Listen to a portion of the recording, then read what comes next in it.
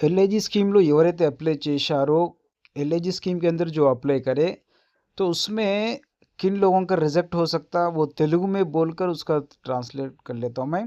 అర్హత ప్రమాణాలు పూర్తి చేయకపోవడం, దరఖాస్తులో తప్పు లేదా అసంపూర్ణ సమాచారం ఇవ్వడం, అవసరమైన పత్రాలు సమర్పించకపోవడం లేదా పత్రాల్లో తేడాలు ఉండడం, అప్పటికే ప్రభుత్వ గృహ పథకం ప్రయోజనం పొందినట్లు తేలడం, ఆదాయం నివాసం లేదా ఇతర అర్హత నిబంధనలు సరిపోకపోవడం.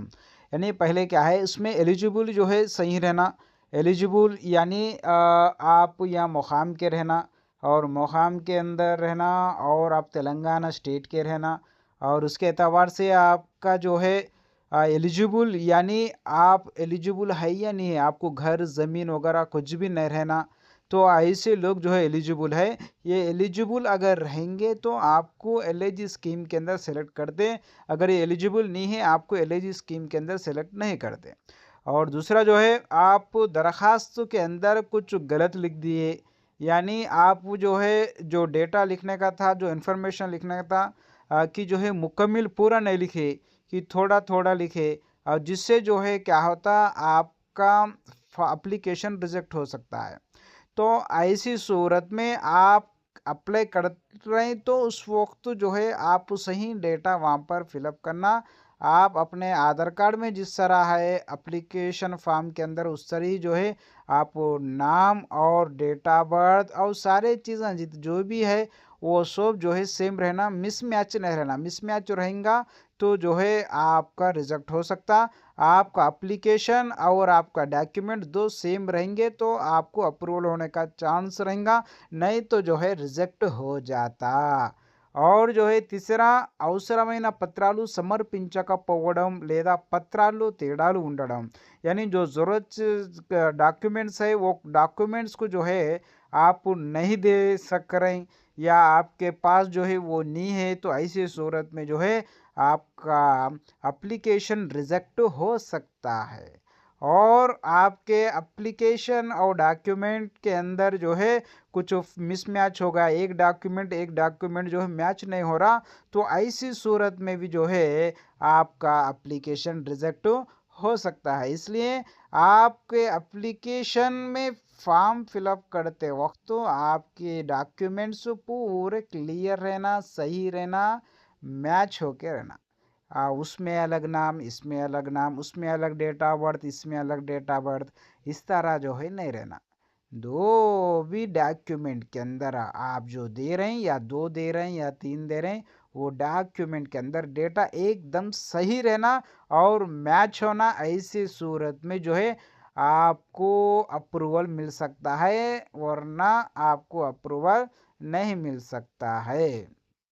ఇప్పటికీ ప్రభుత్వ గృహ పథకం ప్రయోజనం పొందినట్లు తేలడం. अगर आप पहले जो है इस स्कीम से गवर्नमेंट की स्कीम से कुछ फ़ायदा उठाए, यानी आपको ज़मीन आया या जो है आपको घर आया, ऐसे सूरत में आपको जो है अप्रूवल नहीं हो सकता. अगर आपको पहले जो है कभी गवर्नमेंट स्कीम से कोई पैसे अप्रूवल नहीं हुए, आपको ज़मीन नहीं आया, आपको घर भी नहीं आया, तो ऐसी सूरत में आप वो अप्रूवल हो सकते, नहीं तो रिजेक्ट होने का 100% चांस है. तो मेरे दोस्तों आप लोग गौर करो, आपके नाम पे या आपके फैमिली मेम्बर्स में किसी के नाम पे कोई प्रॉपर्टी है क्या, कोई ज़मीन है क्या, कोई जो है पहले जो है घर वगैरह ज़मीन सैंक्शन हुआ क्या, नहीं तो लोन के लिए पैसे सैंक्शन हुए क्या, ऐसा कुछ रहा तो आप पीछे हट जाओ, क्योंकि जो है आपका अप्रूवल होने वाला नहीं है, वो रिजेक्ट होने वाला है. और मेरे दोस्तों आपका सालाना इनकम जो है 6 लाख रुपए से ज़्यादा है, ऐसी सूरत में आपको इंदिरम्मा इल्लू नहीं आता, यानी एलआईजी जो स्कीम है ये नहीं आता. डबल बेडरूम का नहीं बोल रहा हूँ, बल्कि मैं इसका बोल रहा हूँ जो एलआईजी स्कीम है इसके अंदर आपके 6 लाख से ज़्यादा इनकम है, यानी एनुअल इनकम, तो आपको जो है एलआईजी स्कीम के अंदर ये फ्लैट आने वाला नहीं है, रिजेक्ट होने वाला है. तो मेरे दोस्तों आप लोग हर बात को गौर करो, गौर कर कर जो है आप लोग देखेंगे तो आपको समझ में आता. जब तक इस जो पॉइंट्स मैं आपको बताया, ये सारे पॉइंट्स के अंदर आप गौर कर कर, आप तहकीकात कर कर आप मालूमात करेंगे, तो आपको जो है अगर वो पॉइंट नहीं है, आपके पास घर नहीं है, ज़मीन भी नहीं है, और सालाना इनकम 6 लाख से ज़्यादा भी नहीं है, और आपके डॉक्यूमेंट मिसमैच नहीं है, एकदम मैच है, ऐसी सूरत में आपका अप्रूवल होने का 100 को 100% चांस है।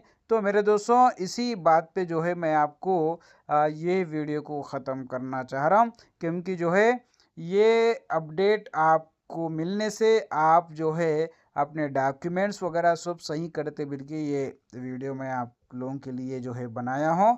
आप लोग जो है अपने डॉक्यूमेंट्स को सही करिए, और जो एलिजिबल है तो बराबर अप्लाई करिए, अगर एलिजिबल नहीं है तो आप अप्लाई करने की ज़रूरत नहीं है, क्योंकि आपका रिजेक्ट हो सकता है। कई लोग कमेंट में पूछ रहे थे, भाई मेरा L2 है, गेजेटेड ऑफिसर पर पेंडिंग वेरिफिकेशन बिल के बता रहा, मेरे को घर आता क्या, घर नहीं आता क्या? ऐसा नहीं बोल सकते। वो क्या है, ये सारे चीज़ें वो लोग चेक करने के बाद में आपको आता नहीं आता उसके हिसाब से जो है वो लोग देने वाले हैं। एलिजिबल है तो ठीक है, एलिजिबल नहीं है तो रिजेक्ट हो जाता। अगर L3 में है, L2 में है, अब मेरे को आता नहीं आता बोल, तो जब तक अप्लाई नहीं करे अपन जो है, अपन को नहीं मालूम होता कि जो है, जैसे कि जो है L2 वाले अप्लाई करे, अप्लाई करने के बाद में फिर L3 में डाल दिए, कोई सोचे भी नहीं समझे भी नहीं।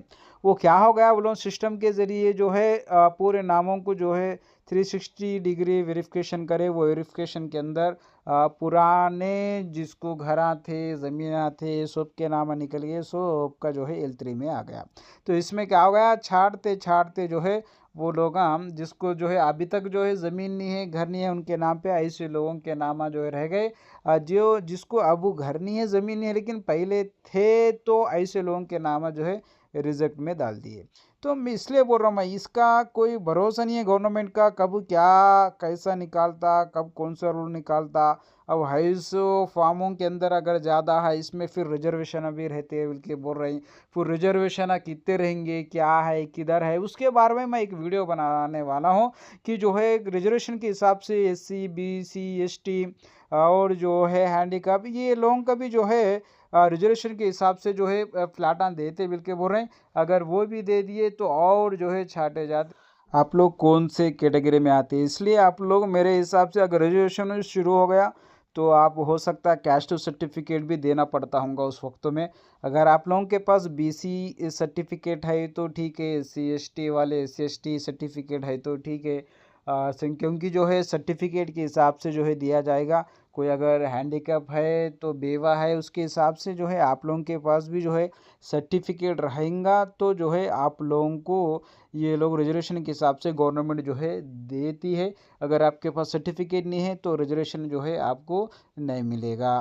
तो मेरे दोस्तों, इसलिए मैं बोल रहा हूँ, लास्ट तक जो है कोई कुछ भी नहीं बोल सकता, वो आने के बाद में बोल सकते हैं। तो आप लोग जो है ऐसी जो है इंतज़ार करते रहिए, देखते रहिए। आप लोगों को जो है इन्फॉर्मेशन पूरा इसी तरह देता रहूँगा, अपडेट तो जो है आप लोगों को कब का जब देता रहूँगा। और फिर नए अपडेट के साथ फिर आपको आपसे मुलाकात करेंगे।